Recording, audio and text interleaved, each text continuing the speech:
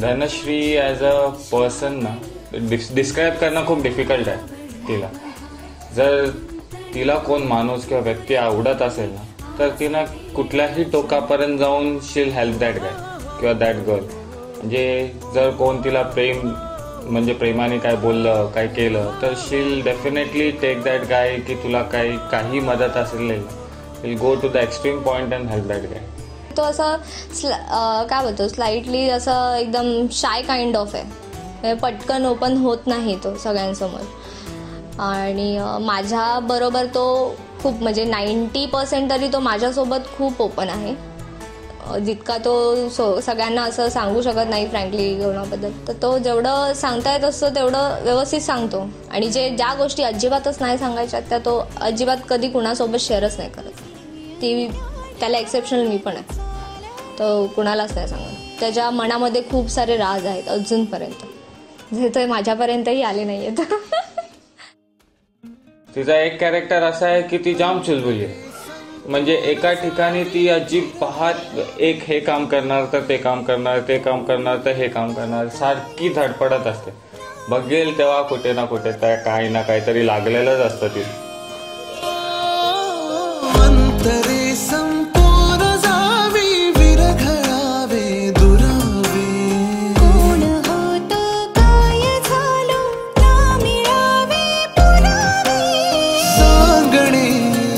सुखाचे ऐकवू जगा पण मग आपुल्याना त्यास काही अर्थ येईना.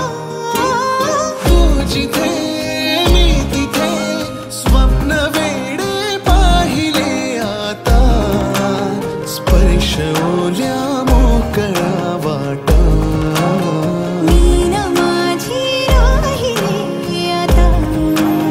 माझे एक्सपेक्टेशन धनश्रीकडून जास्त काही नाही आहे. आधीपासूनच ती जे पण माझे एक्सपेक्टेशन्स असते त्याच्यावरती म्हणजे नियरली फुलफिल होतच आहेत. खूप सिम्पल एक्सपेक्टेशन्स आहेत माझ्या, की तो व्यवस्थित माझ्यासोबत जसा आता आहे तसाच व्यवस्थित राहावा आणि प्लीज टाईमवरती घरी यावा. बिकॉज मला एकटं राहायची बिलकुल सवय नाही आहे. कुठे कुठे आहे की ती जाम गरम डोक्याची, जाम गरम डोक्याची आहे. एका पॉईंटला राग आला तर मग खतरनाक राग येतो, नाक नुसतं लालच झालेलं असतं तिला. पण second point of the thing तिला कोणी समजवलं की एका फटक्यात राग खाली होतो. तर तिचं जे शॉर्ट टेम्पर्डनेस आहे ते थोडं कमी असलं पाहिजे. That is the only thing I expect from her. जे त्याच्याकडे जे खूप काही दडलं आहे ना ते तो मला सांगावं, हे एक्सपेक्टेशन्स आहेत माझे. त्याने खूप व्यवस्थितरित्या मला सांगावं. माझं हे पण आहे, हे खरंच एक्सपेक्टेशन आहे माझं, की तो माझ्यासोबत शेअर करावा सगळं. तो जे करत नाही आणि ते मला सारखं विचारावं लागतं त्याच्यानंतर तो करतो, तर त्याने ते आधीच करावं.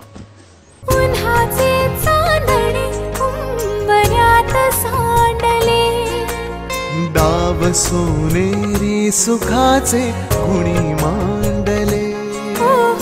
उन्हाचे चांदणे उंबऱ्यात सांडले. हो डाव सोनेरी सुखाचे कुणी मांडले. खेळ हा कालचा आज कोण जिंकले. हरवले कवडसे मिळून ते शोधले.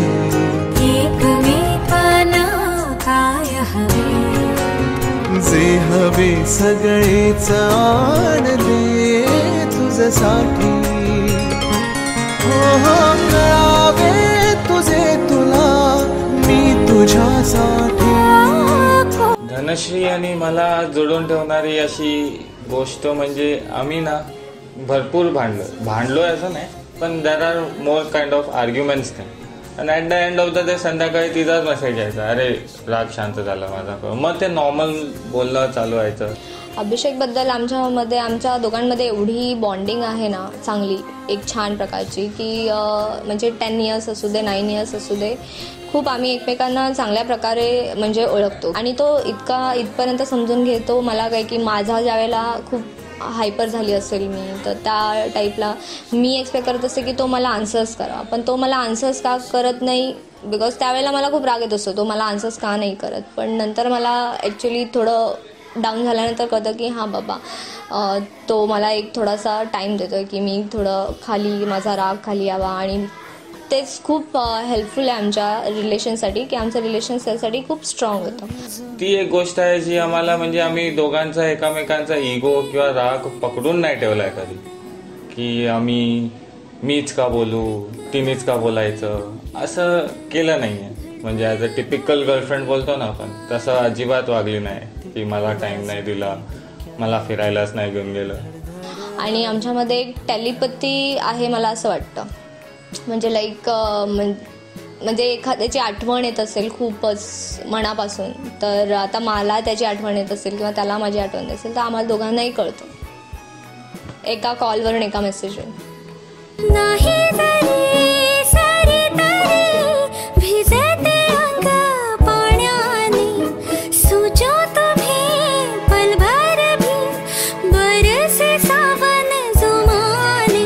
शिंपल्यांचे शोपीस नको जीव अडकला मोत्यात.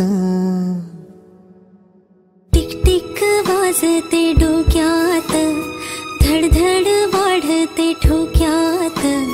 टिक टिक वाजते डोक्यात, धडधड वाढते ठोक्यात. धनश्री आणि माझ्या म्हणजे वी नो इच अदर भरपूर वर्षापासून. आमच्या रिलेशनशिपला पण खूप वर्ष झाले तशी, पण या फेजमध्ये आम्ही कधी एकामेकांना प्रॉपर टाईम नाही देऊ शकलो, स्पेशली तिच्याकडून नाही पण माझ्याकडून. अभिषेक सध्या मला असं वाटतं काय की तो त्याची लाईफ एन्जॉय नाही करत आहे किंवा तो जस्ट असं रुटीन चालू आहे त्याचं की आजचा दिवस आहे उद्याचा दिवस घालवायचा आहे असं चालू आहे. तर ॲटलिस्ट मी त्याच्या लाईफमध्ये ह्याच्यासाठी आली आहे की ॲटलिस्ट तो त्याची लाईफ खूप चांगल्या प्रकारे एन्जॉय करेल. त्याला असं वाटेल काय की उद्याचा दिवस पण खूप चांगल्या रीतीने आपण स्पेंड करू शकतो. तो त्याच्या फॅमिलीसोबत अटॅच नाही आहे असं मला वाटतं.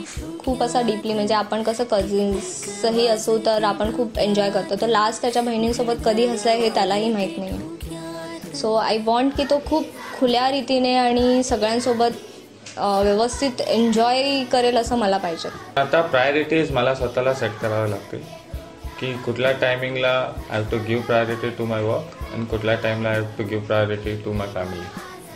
तर मला कुठे ना कुठे असं वाटतं की नाव इट्स हाय टाईम की मी आता तिच्यासाठी पण टाईम काढलाच पाहिजे किंवा फॅमिलीसाठी पण टाईम काढलाच पाहिजे. सेकंडली तिला जाम हे असायचं माझ्याकडून की तू अजिबात बोलत नाहीस, तू काही तुझे फिलिंग्स एक्सप्रेस करत नाहीस, कोणाला काय बोलायचं असेल तर बोलत नाही. This I take it as a second thing की मी मोर एक्सप्रेसिव्ह राहीन. म्हणजे जे पण माझे आहे मनात आहे किंवा काही असेल तर I will speak up, I will not keep it to myself. मी जे पण आहे ते माझ्या मनात नाही ठेवणार, बोलून टाकणार. तर हे दोन मी प्रॉमिस करतो की I will do it from my part for my entire life. मी त्याच्यासोबत लाईफ लॉंग जशी आहे तशी व्यवस्थित राहील, भांडण करणार नाही आणि तो जसा मला समजून घेतो त्याचा मी ॲटलिस्ट 10% तरी समजून घेण्याचा प्रयत्न करेन. रंग है नवे नवे,